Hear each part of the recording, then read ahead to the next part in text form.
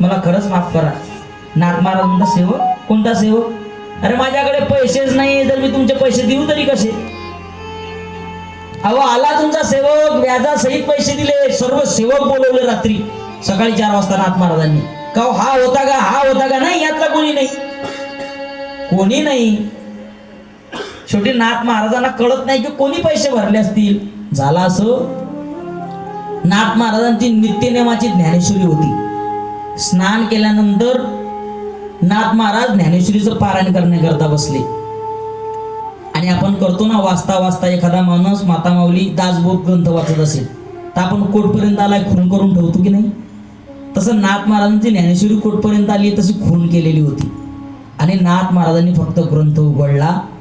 ग्रंथ उघडल्यानंतर 30 पावती जशीच्या जशी सावकाराने दिलेली नाथ महाराजांच्या ज्ञानेश्वरीमध्ये दिसली.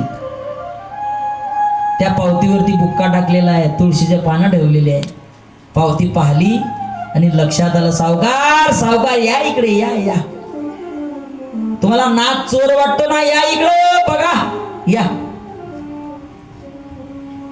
हे बघा, तुमच्या घरी ढसा ढसा रडायला लागले नाथ महाराज. तुमच्या घरी जो आला होता ना, तो कोणी नाथ महाराजांचा सेवक नाही.